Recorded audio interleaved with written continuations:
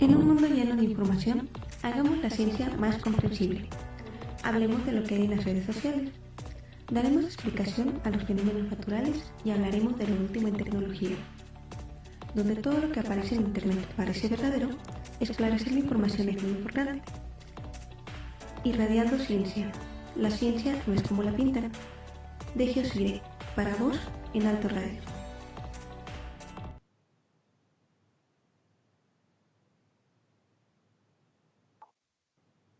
Hola, bienvenidos internautas, próximos ganadores de los premios Nobel. El día de hoy les tengo un programa muy especial, mi nombre es Wendy Plata, acerca de los premios Nobel de que se entregaron se publicaron los ganadores este 6 y 7 de octubre. Entonces vamos a hacer un programa especial en honor a Mario Molina, quien fue el premio Nobel de Química en 1995, quien se despidió de nosotros el mismo día que lo premiaron hace ya 15 años. Entonces, pues iniciamos con el programa. Hoy presentamos primero las noticias a la velocidad de la luz antes de empezar con todo. Para esto les presento a mi compañero Alex Méndez. Hola Alex, ¿cómo estás? Hola, buenos días, Wendy. ¿Qué noticia tienes para nosotros? Que por cierto es fantástica. Pues bueno, aparte de los premios Nobel, esta semana la semana pasada, los que están escuchando el radio, escuchando el video después, el 9 de octubre se creó oficialmente la Agencia Espacial Latinoamericana y del Caribe. Los ministros de Relaciones Exteriores de México y Argentina firmaron el tratado para que se formara esta agencia. Y pues bueno, Latinoamérica va al espacio.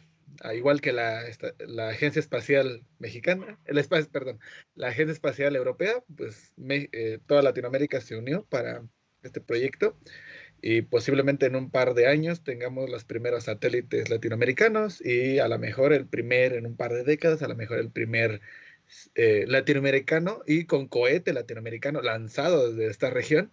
Y bueno, ahí dando la vuelta alrededor de la Tierra.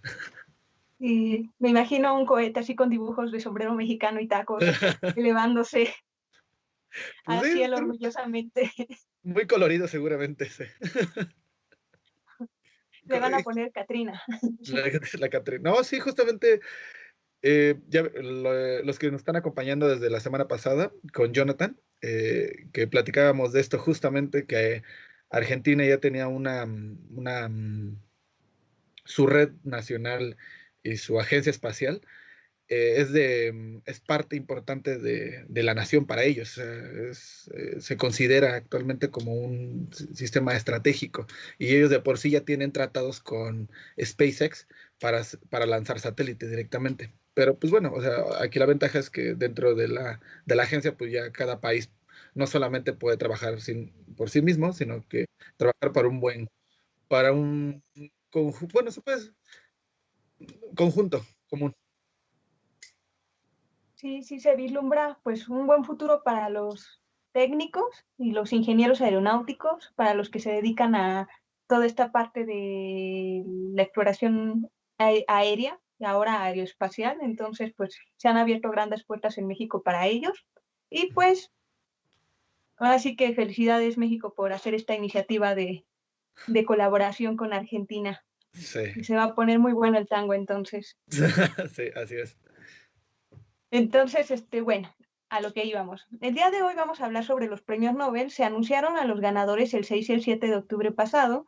Y pues, para empezar, pues todo el mundo científico anhela llegar a obtener esa famosa y galardonada presea que te da prestigio, pero seamos sinceros, no a todos se les ha dado, a todos los que merecen realmente esta presea. Sin embargo, pues es es muy padre obtenerla, ¿no? Yo creo.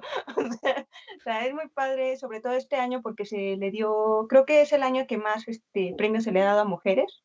Sí. Y pues vamos a contar un poquito la historia del premio Nobel. ¿Quién era Alfred Nobel? Alfred Nobel era un ingeniero industrial, químico industrial. Él se le conoce por la invención de la dinamita. Entonces, en cuanto él inventa la dinamita, pues se extiende y extiende sus industrias por 20 países, se vuelve un verdadero magnate de la dinamita. Obviamente la dinamita estaba pensada para cuestiones de infraestructura, para estructuras, para minería, pero pues lo que no esperaba Nobel es que la usaran para la guerra. Sí. Entonces, naturalmente, pues esto digamos que le pesó en la conciencia y ya en su testamento él la descubre en 1866, muere 30 años después, en 1896, pero en 1895 su testamento venía claramente: voy a otorgar premios a las 5 avances para la humanidad que merezcan esta presea, y digamos que tienen un valor económico muy envidiable para quien la gane. Pues finalmente, a 4 años de su muerte, se establece la Fundación Nobel en 1900 y los primeros premios Nobel se entregaron en 1901. Ya en 1968 se agrega el 6º premio Nobel, que es el galardón de Economía.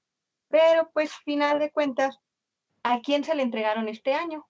Pues el premio Nobel de la Paz se le entregó a la World Food Programme, que es en este caso el programa de alimentación del mundo. Este premio Nobel tiene escrito en su medalla: por la paz y hermandad de los hombres. ¿Por qué se ganó el premio Nobel a WFP? Pues por una mayor organización humanitaria del mundo que se preocupa por el hombre y promueve la seguridad alimentaria. Este año ha atendido casos en Siria y Táis, y aparte en la campaña contra el COVID se ha dedicado a alimentar a familias vulnerables, pero también ha distribuido jabón. Entonces también ha sido un buen partícipe en las campañas para concientizar sobre el COVID. ¿A quién no se le entregó el premio Nobel? El premio Nobel de Literatura se le entregó a la poeta Louise Gluck. Esta poetisa norteamericana toma poemas de infancia y relaciones familiares. Entonces este premio que se otorga en Escocia hicieron énfasis sobre la importancia de la familia. Es por eso que nombra a Louise Gluck como una inconfundible voz poética que con austera belleza universaliza la existencia individual. Ya así cabe hacer mención que nosotros en México únicamente tenemos 3 premios Nobel. Bueno, nada envidiable en el mundo, muy envidiable tener 3 preseas representando a México. En este caso, la de literatura la representa Octavio Paz, que en 1990 obtuvo esta presea por su apasionada obra literaria de amplios horizontes. Otro premio Nobel que se entrega es el Premio Nobel de Medicina.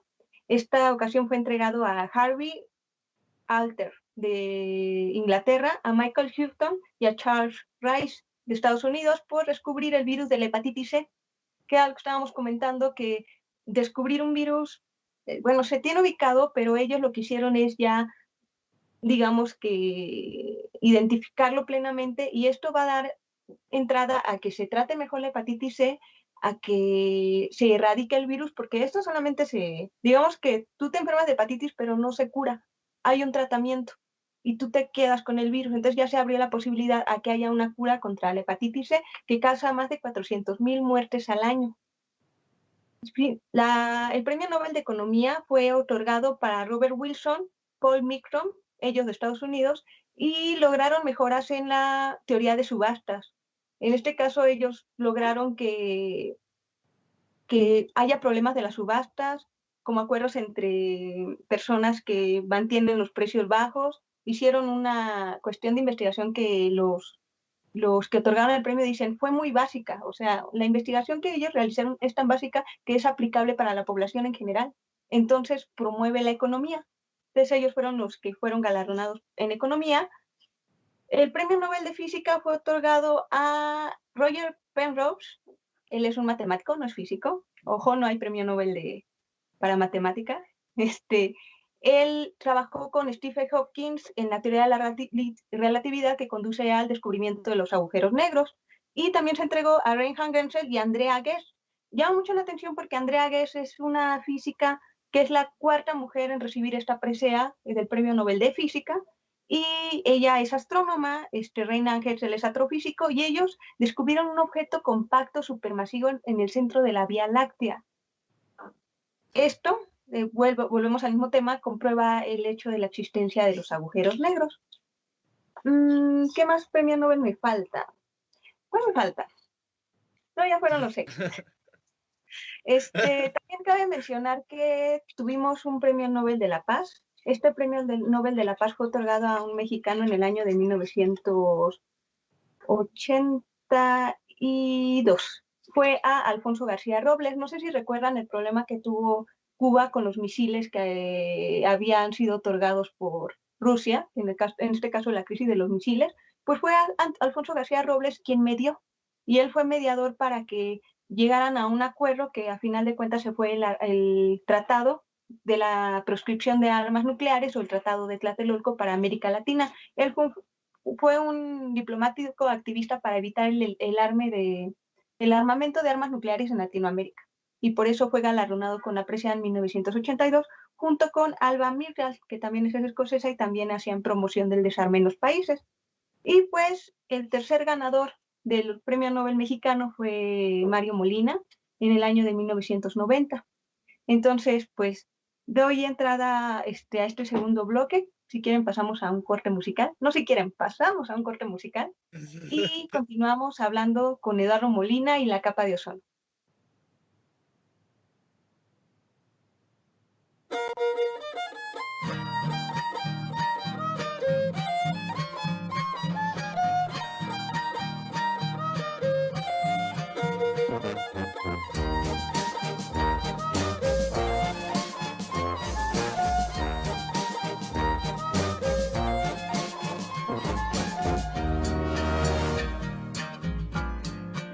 Escucha esto. ¿Qué te pasa? ¿Qué te pasa, amigo? Que te vas de tu casa y te vuelves enemigo, enemigo de tu pueblo y de tu raza. No es así la cosa, amigo. ¿Qué te pasa? Yo entiendo que tuviste que salir de tu rancho, tu pueblo y hasta de tu país. Y viste mucha gente, viste lugares, grandes ciudades, muchas modas y modos, culturas, algunas te gustaron y eso se vale. Oíste mucha música, viste el progreso, pero no creas que el mundo se define por eso. Pues si te olvidaste lo tuyo y cómo creciste, no esperes el respeto de aquellos a quienes viste. Piensa que tenemos muchas cosas para mostrarle al mundo entero, muchas canciones, colores, costumbres hermosas, costumbres valiosas, que entre todo lo que existe es lo que prefiero. Amigo, no seas malinchista, consume lo que tu país te da. El pueblo de México, tu comunidad, tu gente lo necesita. Es bueno conocer otras propuestas, pero lo que no se vale es adoptarlas como nuestras. Porque si pierdes identidad, ya no eres nadie. Si pierdes identidad, lo pierdes todo. Si pierdes identidad, no tienes nada. Si pierdes identidad, lo pierdes todo.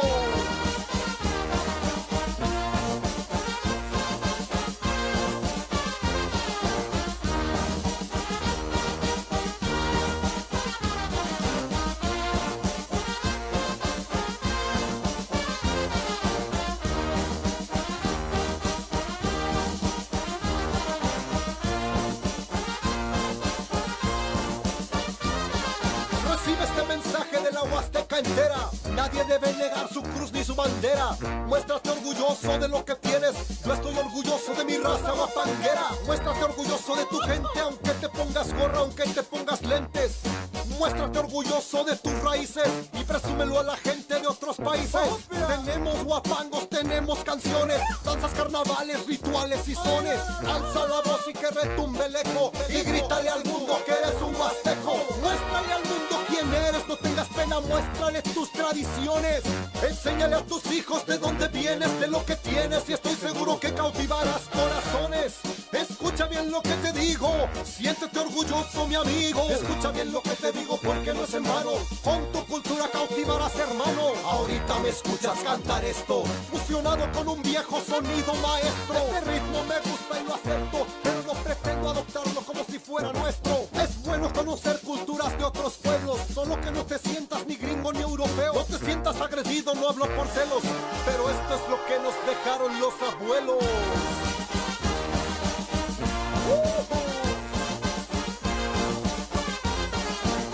Arriba la Huasteca, manito.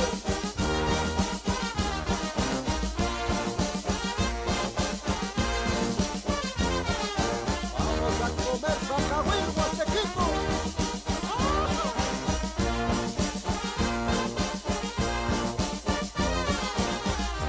Hey, compadre Arturo. ¿Qué pasó, compadre? Regálanos un mensaje en tu lengua natal, hermano. La lengua nacional, el náhuatl. Tienes machilía, huacatixto, actanit la chilía. Niyo monemili si pan moshaya. Timo pinawa te chinamis campatineski.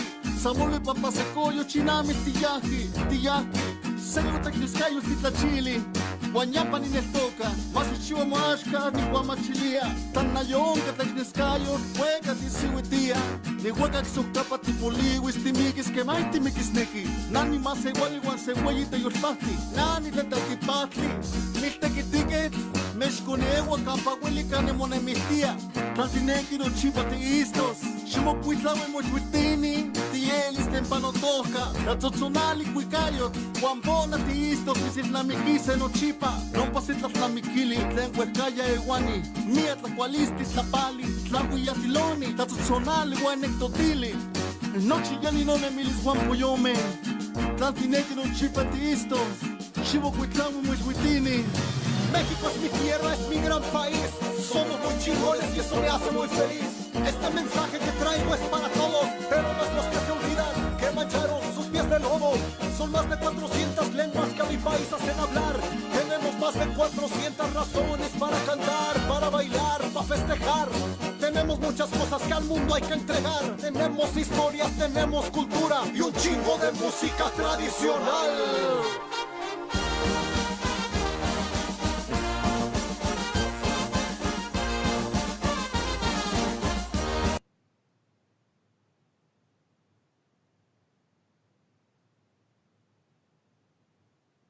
Regresamos en este segundo bloque de los premios Nobel entregados. Me faltaba uno, se los dije, faltaba el premio Nobel de Química. Este premio Nobel fue entregado a Emmanuel Carpenter y a Jennifer Doudna. Carpenter, francesa, Doudna de Estados Unidos, y ellos hicieron un descubrimiento súper interesante. Ellos descubrieron la edición del genoma. Ellas son bioquímicas.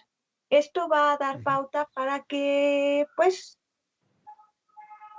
arreglen problemas de cáncer, de enfermedades hereditarias, pero básicamente la herramienta CRISPR-Cas9 que ellas están manejando va a permitir reescribir el código genético de la vida. Entonces, por esta razón, estas dos mujeres bioquímicas se ganan el premio Nobel este año y la verdad es un tremendo avance científico. Es una super noticia. Pero ya regresando al tema de Mario Molina, que también hizo un súper avance en su momento y ahorita ya lo atendimos afortunadamente. Pues, ¿quién es Mario Molina? Mario Molina nació el 19 de marzo de 1943. Su padre era abogado, era uno de 4 hermanos, nació en la Ciudad de México y pues él se tituló como ingeniero químico en la Universidad Nacional Autónoma de México. Aparte fue profesor en la Universidad de San Diego, California, y sus investigaciones y publicaciones sobre el tema generaron el Protocolo de Montreal. ¿Sobre qué tema? Sobre la capa de ozono. Él fue el primero en hablar del hoyo de la capa de ozono en su momento. En 1995 obtiene la presea junto con otros 2 investigadores porque descubren que pues, esa investigación tan simple que estaban haciendo sobre el contenido de cloro en la atmósfera pues llevaba a un problema aún más complejo. Y para esto nos va a hablar Alejandro. Ay, Wendy. Gracias, Wendy. Pues mira, justamente ese fue uno de los grandes. O sea, para México se puede decir ese científico estrella, representante de México ante el mundo. Sí. Mario Molina, pues aparte de ser un investigador, bueno, que ganó el premio Nobel, como tú dijiste, fue un gran luchador social. La última cuestión que participé fue con lo del, bueno, que estamos dentro de la pandemia todavía, y si ven este video dentro de un par de años, pues seguimos en la pandemia. En ese momento, bueno, al inicio de todo esto, se pensaba todavía de que que usar cubrebocas no era viable. Entonces, en un momento hubo una cuestión aquí social en México. Le digo, o sea, si están viendo este video en un futuro, hubo una cuestión de que nadie quería usar cubrebocas. Entonces, saludos Mario a la Molina gente del y su futuro. grupo, sí, a la gente del futuro esto es un mensaje: usen cubrebocas. Entonces, la cuestión es de que en ese momento se pensaba, o sea, al principio del año 2020 se pensaba de que no era muy viable usar cubrebocas y era una cuestión más bien social. Y se hizo un estudio con modelación matemática de dispersión de partículas, usando la tecnología que se hizo para el análisis de la atmósfera, se demostró de que usar cubrebocas era lo mejor para hacer que no se dispersaran las partículas con el virus. Y apenas ese artículo se publicó hace un par de meses con amigos y conocidos e investigadores del MIT que estuvieron con Mario Molina. O sea, este fue su último trabajo que hizo en el año. Pero bueno, su gran trabajo que hizo fue pues alrededor del principio de los 70, cuando se pensaba, o sea, es muy curiosa la historia de Mario Molina, pero uno de esos es que él aprendió alemán al inicio de su vida. ¿Por qué? Porque el alemán al principio del siglo XX era la lengua de los químicos. Y tú no podías sentirte químico si no aprendías alemán. Entonces, él estuvo trabajando con la empresa DuPont allá en Alemania. Entonces, él empezó a investigar de que había ciertos químicos que se ocupan, y actualmente se ocupaban, ya no se ocupan, en los sprays de pintura, en ciertos sprays para el cabello, en su momento, que tienen clorofluorocarbonatos. ¿Esto qué es? Este elemento es cloro con flúor, o sea, punto. Para nosotros, como seres humanos, no nos afecta. Pero él, bueno, por la empresa DuPont, lo contrataron para ver si tenía un aspecto, si tenía algún efecto secundario con algunas otras cosas, ¿no? Y se dio cuenta de que descomponía el ozono. Pero bueno, en ese momento estamos a principios de los 70, ahí por 1973, se pensaba de que este químico se iba a la alta atmósfera y desaparecía, o sea, se desintegraba, pero no, o sea, justamente Mario Molina descubrió de que empezaba a destruir el ozono. Cuando llega a una cierta altura, los clorofluorocarbonos, el óxido de nitrógeno, el hidrofluoruro de carbono, que son elementos que no nos afectan a nosotros, pero están, por ejemplo, no sé si se acuerdan, Wendy, no sé si te acuerdas en un momento, que en un momento los refrigeradores tenían ciertas líneas, tubos negros o de colores atrás. Esos tubos están llenos de gas y están calientes. Entonces lo que hacía el tubo es de que estaban llenos de clorofluorocarbono. Normalmente era como un estándar de la industria. Entonces lo que hacía es que el motor que tiene el refrigerador enfría y calienta. Entonces enfría adentro, pero se calienta afuera. Entonces es un efecto, o sea, enfría lo que hay adentro, pero se calienta afuera. Hay un intercambio de calor. Pero ¿qué pasa? Si hay fuga, se va saliendo.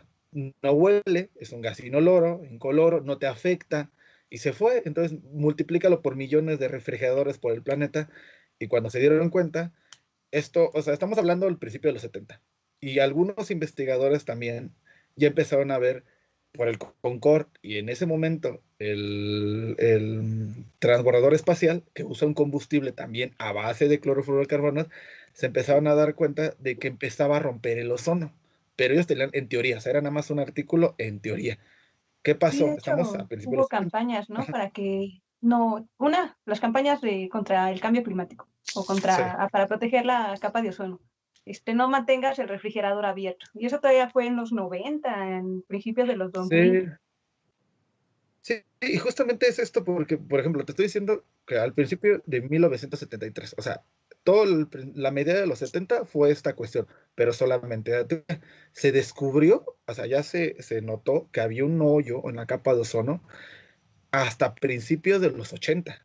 O sea, por ahí por 1981 se descubre el primer indicio del hoyo de la capa de ozono. Aquí la cuestión es que mucha gente se piensa que es, bueno, literalmente, ¿qué es esto? O sea, el hoyo de la capa de ozono, o sea, piensan que es literalmente un hoyo. Pues sí, lo que pasa es de que a una altura, o sea, imaginemos que la atmósfera pues es un montón de líquidos que están ahí flotando. De gases. Estos gases, perdón, de estos gases, bueno, se comportan como líquidos, pero serían gases directamente. Estos Solo gases, imaginemos. solo imaginemos, estos gases se concentran por lo regular a 30 kilómetros de altura, perdón, 50 kilómetros el ozono, o sea, el ozono como tal. Pero el ozono, en pocas palabras, porque mucha gente dice, pues, ¿qué es el ozono? O sea, el ozono es O3, o sea, ¿qué es? O sea, normalmente nosotros, es oxígeno. Un oxígeno que es una molécula, o sea, tiene otro oxígeno que está pegado a él. Normalmente el oxígeno natural que nosotros bueno, respiramos, que está dentro de nosotros, que rodea, siempre es dos átomos de oxígeno unidos. Y eso es lo que observamos. El ozono son 3.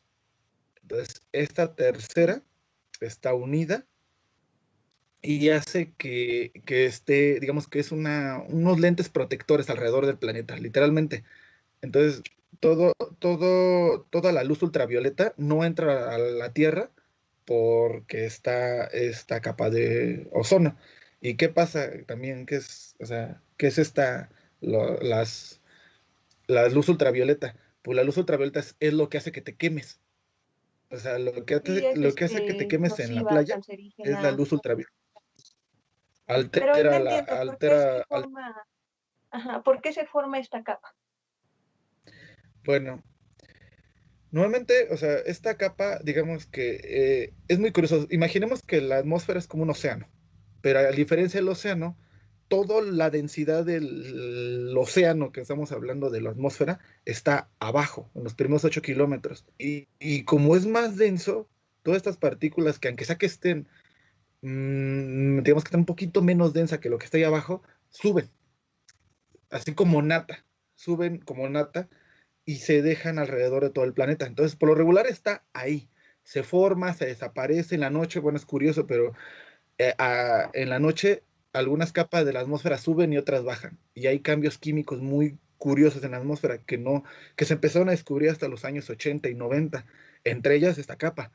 Pero sí se sabía de que había una capa, una densa capa, o sea, que está, tengo que alrededor de 25 kilómetros, y esta capa es la que nos está protegiendo. Son pequeñas, o sea, si tú estuvieras ahí, no la sentirías, o sea, no es como algo, o sea, no, será muy tenue, serán casi 5 partículas por millón de partículas de oxígeno que hay por ahí, pero imagínate millones de partículas juntas en todo el planeta, es lo que hace que no llegue La luz no llegue ultravioleta.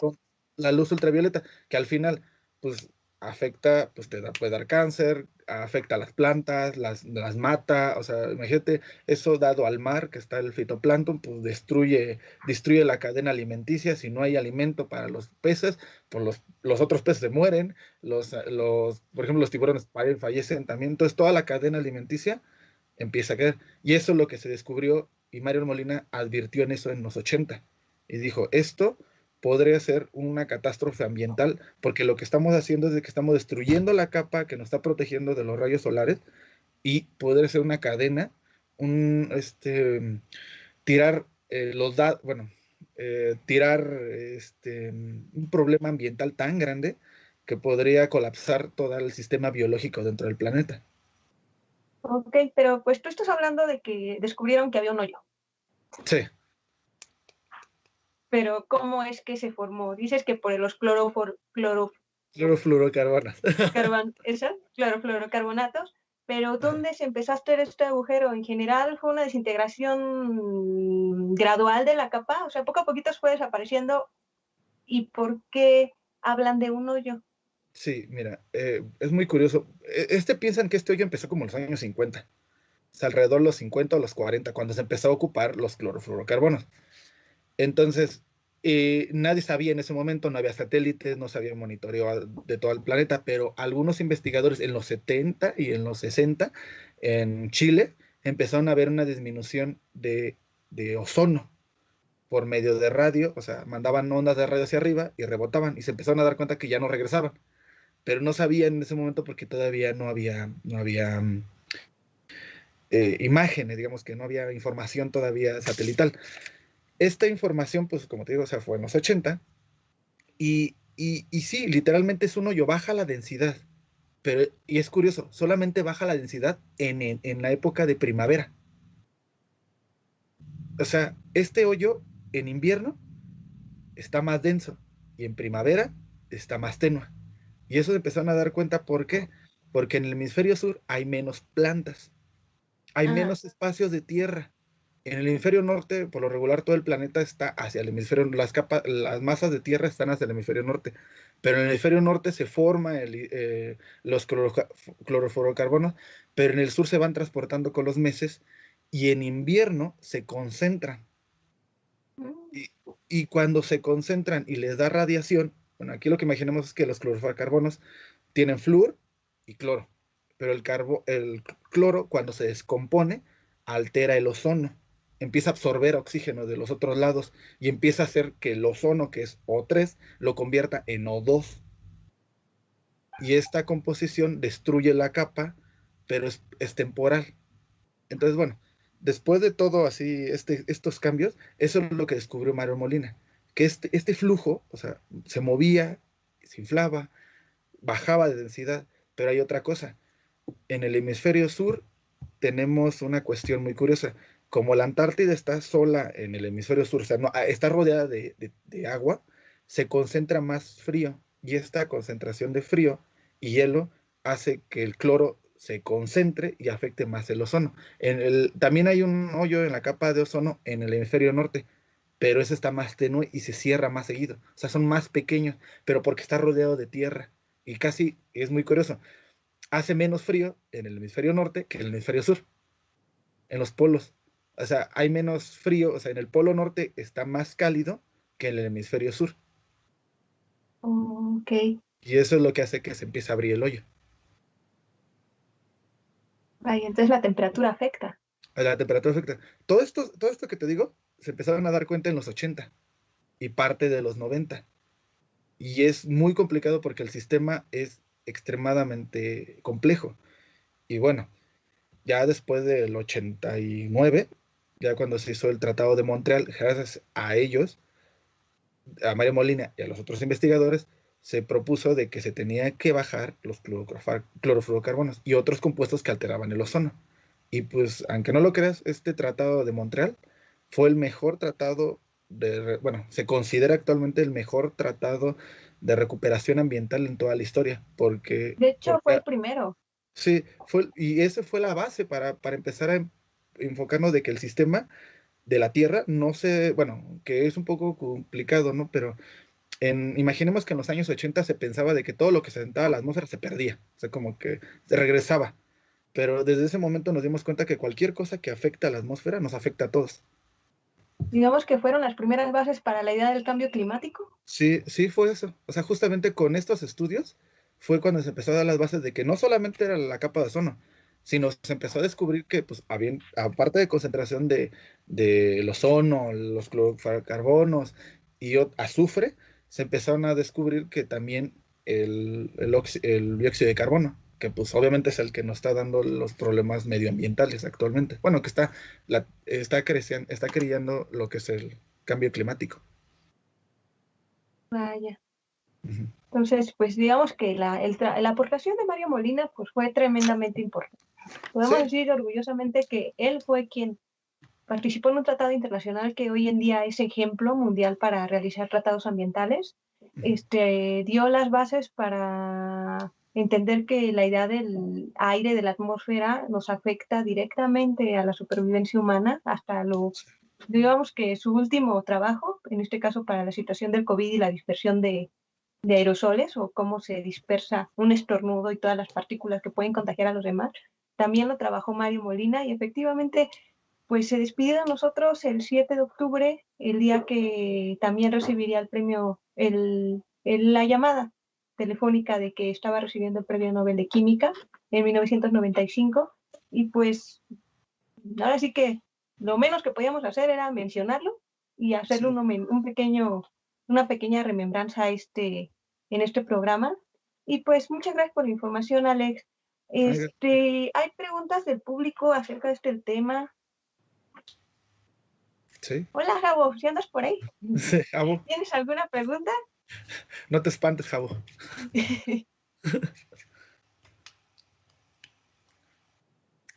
Creo que no te escuchamos, Jabo. Ya, perdón. Sí. Sí, de hecho sí, creo que estaba hablando solito. Pues bueno, bueno, en el caso del auditorio, pues no han habido comentarios, pero, o sea, conocer la historia de esta persona es increíble. Es que es como, es el clásico caso donde ni siquiera nosotros mismos conocemos a las grandes mentes, a los grandes personajes de nuestro propio país, ¿no? O sea, está cañón que este Ujú. señor haya descubierto eso, porque, bueno, el hecho de que haya empezado a trabajar en estas teorías, pues también ha servido, como todos, digamos, todo descubrimiento, a veces termina sirviéndole a otro investigador, le genera un Sí. antecedente, o sea, increíble. Yo me quedé ahorita asombrado de saber, yo siempre me quedé como con la idea, porque sí sonaba mucho hace tiempo Ujú. este tema de la capa de ozono y que no daña la capa de ozono pero pues cómo, o sea, no me quedaba, obviamente estaba muy chavito y no entendía como esa parte, pero sí veía que los sprays, las pinturas en spray también, los que eran para el cabello, como bien mencionaban, decían no daña la capa de ozono, e incluso habían otros productos Ujú. igual como pinturas y cosas por el estilo que igual decían, no daña la capa de ozono,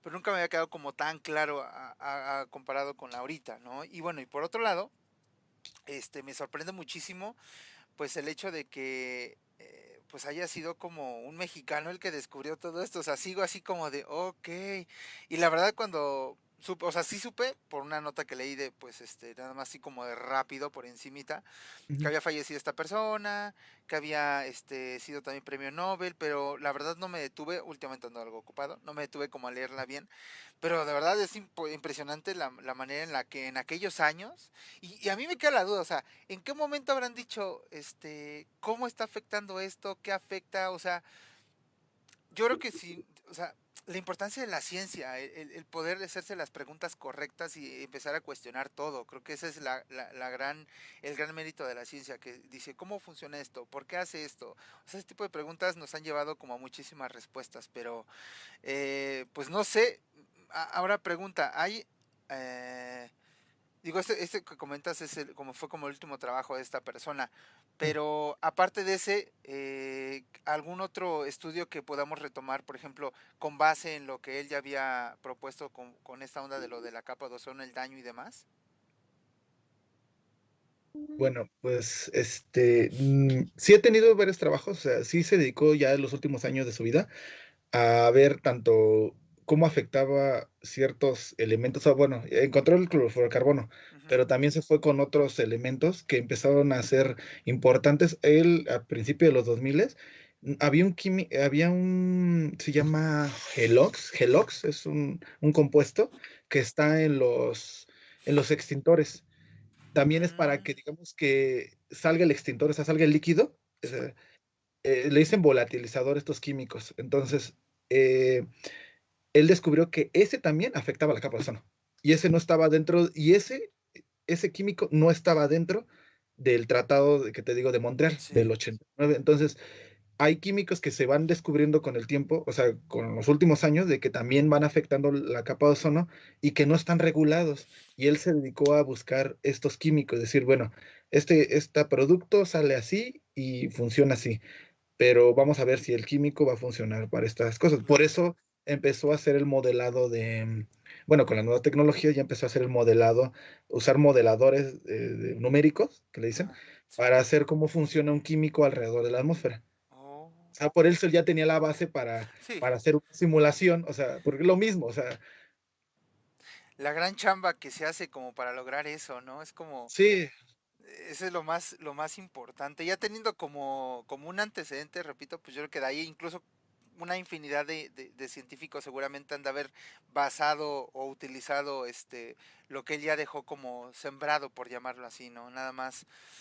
Pues bueno, bueno, ahorita no tenemos, pues como tal, como les comento, dudas del auditorio, pero pues no sé si ustedes quieran, generar alguna conclusión. Yo la verdad no tengo mucho que decir, ser honesto, porque pues obviamente no sé tanto de estos temas científicos, pero me queda clarísimo que de lo importante, repito, que es la ciencia, porque nos deja como, o sea, y qué importante, porque ahora yo recuerdo, haciendo memoria, hay una nota que llegué a escuchar de que en este año, con esto de la pandemia, creo, no sé si tuvo que ver o no, pero creo que ya se había como cerrado el mentado hoyo, el de la capa de ozono. No sé qué tan cierto sea, pero por lo que tú me estás diciendo, pues más bien es como algo digamos, momentáneo, obviamente a lo mejor que de pronto se cierra, se abre y demás, pero no sé qué tan cierto sea esto, si tú llegaste a escuchar algo al respecto, de que a lo mejor, o si hay algún cálculo de que la capa de ozono se regenere completamente, en caso de que todavía siga como esa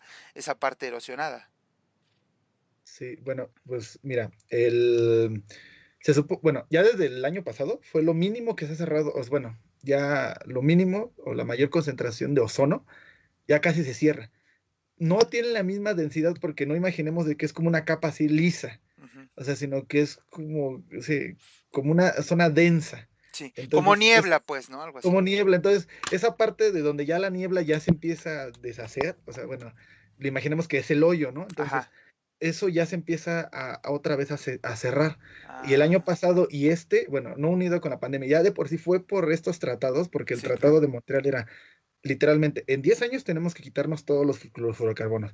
Y los 10 años era para principios de los 2000 y Ok, sí se cumplió. ok. Y y bueno, hubo unas nuevas modificaciones ya para el 2000, para el 2006 y así, pero bueno, sí se demostró y sí se está comprobando de que, de que funcionó.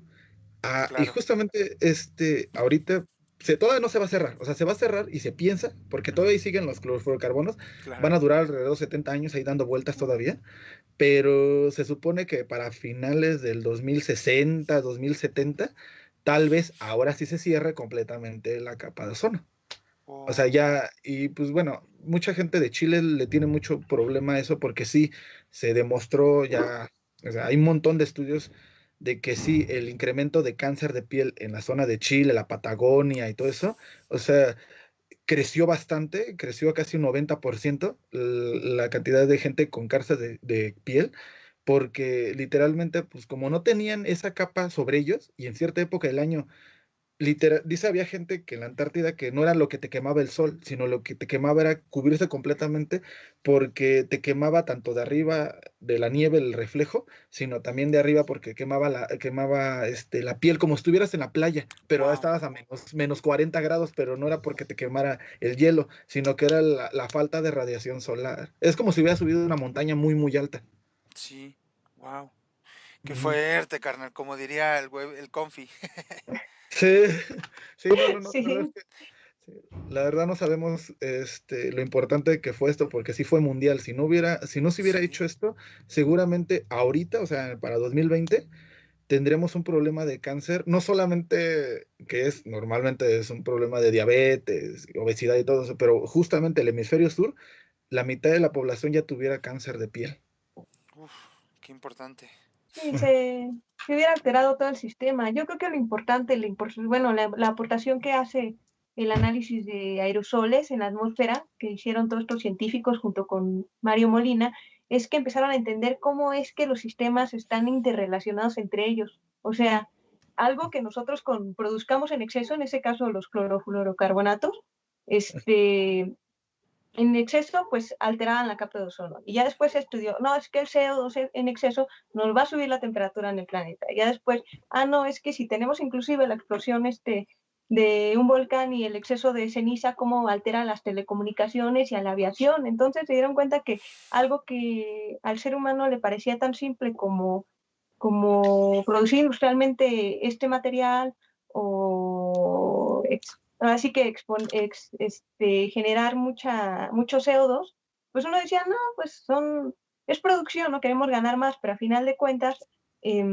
sí afectaba el sistema en el que vivimos ahorita, pero ojo, afecta a los animales, afecta a las plantas, pero Sí, yo creo que lo principal que nos debe de crear como cambio climático es que nos afectamos al ser humano como especie. Nosotros no le hacemos daño a la Tierra, nos hacemos daño a nosotros mismos y a las especies con las que convivimos. Entonces, pues sí, Mario Molina fue un importante activista de este tipo de problemáticas y pues es también un orgullo saber que pues era mexicano, como muchos mexicanos que han surgido en el área de la ciencia, el inventor de la TV de color, en este caso tenemos a Mario Molina también, ahí Sí. está, y pues agradezco que hayamos tenido este espacio para hacer un recuento de su trabajo. Gabo, muchas gracias por la producción, muchas gracias Alex por pasarnos la información. Sí, sí, sí. Y quisiera mandar un saludo a Antonio Vargas, que yo creo que nos está viendo desde el más allá de la cámara. Ándale. Sí, no, pues muchas gracias a ustedes porque, repito, siempre nos traen pues información de este tipo. Yo creo que la verdad no le hubiera tomado como tanta importancia al saber que esta persona pues su trabajo que hizo y ojalá que pues su mayor legado sea el que, bueno, yo lo veo así, a lo mejor es muy romántico tal vez, pero el pensar que pues nos está dejando como decía Alex, quién sabe cómo estaríamos ahorita si no hubiera trabajado y desarrollado esto, haberse preocupado por el ozono, quién sabe cómo estaríamos hoy en pleno 2021. Ya de por sí con la pandemia tenemos, ahora sumémosle los casos de la piel y que estuviéramos igual, pues no sé, no sabemos, creo que no podríamos como dimensionar realmente qué él hubiera en caso de que no hubiera trabajado él en esto, ¿no? Pero pues agradece y ojalá y que pues eso nos quede como antecedente y un aprendizaje de que pues todo al final del día le va a sumar y que pues hay talento en México, sobre todo esa parte, o sea, qué orgullo que un mexicano haya dejado huella tan significativa y que al final pues sea retomado por la ciencia como tal en general, o sea, eso creo que está súper chido y creo que su nombre pues va a ser importante y ojalá y que pronto nos salga otro galardonado, porque nos hace falta como un poquito de eso, ¿no? Entonces, pues muchas gracias a ustedes, chicos. Gracias, Ale, Wendy, a todo el auditorio que nos estuvo siguiendo.